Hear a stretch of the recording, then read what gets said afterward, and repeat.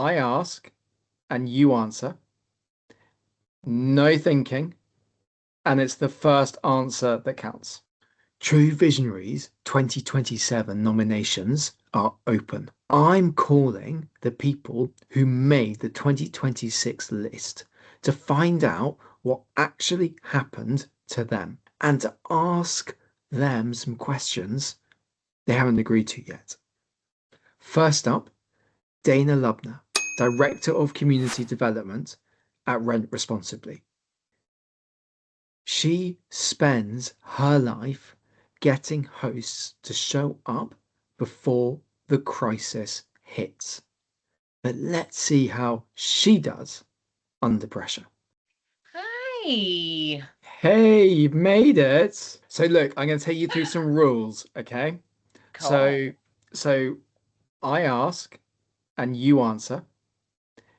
No thinking, and it's the first answer that counts. And you can't ask me to explain the question, against the rules. And you can't say, that's a good question, because Oh, I nobody's ever hate meant that. it. Okay, are Oh, you ready? Okay, I want to ask you these questions. Dana, where were you when you found out you'd made the 2026 True Visionaries list? I think I was covered in sweat, wrapped in my bed with the flu, thinking, I don't know the last time I was this sick. And I got the news, and I had a moment of relief and a break from the pain of being really, really sick. Did you tell anyone? No, duh. I definitely told people. I immediately told my husband. And then I thought, what other kind of dopamine hit is better than sharing it on Instagram? So I made a post about the honor it was to be named a true visionary. Has anyone introduced you as a true visionary out loud?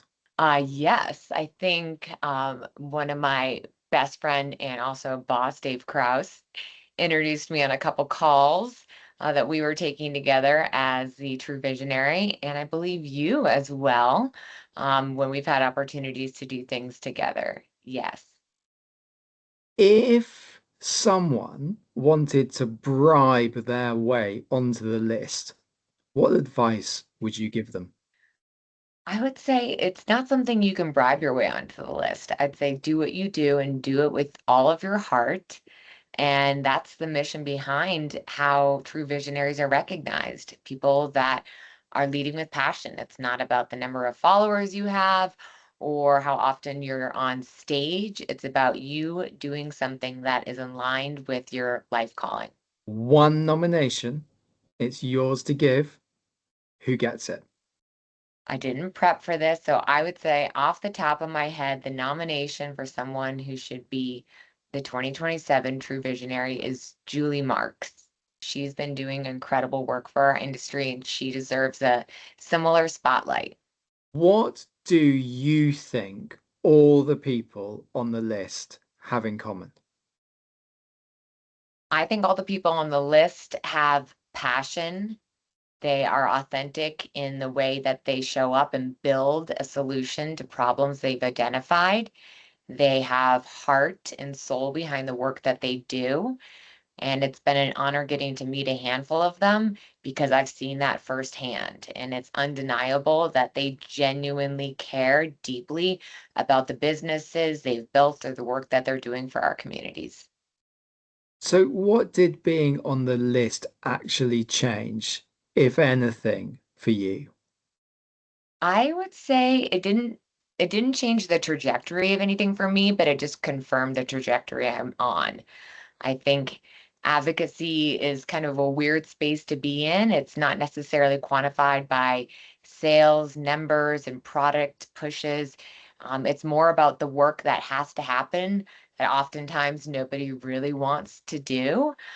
So it was validating for me. It made me feel like, wow, I'm being recognized for something I feel like is so often at the bottom of everyone's to-do list. And I think it's inspiring to see that there is a seat or a spot on the list for advocacy to be recognized in something as notable and honorable as Truvisionaries. Someone's got 11 properties, no time, and their councils just put short-term rental on the agenda for next month. What do they actually do? The very first thing they should do is take a deep breath and remember that they can influence change. So to think that it's too late, wipe that from your memory. I would first find out if there's an alliance locally or a statewide or a regional association you can reach out to. If there is, reach out to them. Find out if they can help support your message, help giving you talking points. Reach out to policymakers, meet with the staff that are pushing this ordinance through, and share your story, share your why, and know that you, no matter what your property count is, you do have a voice and your voice matters.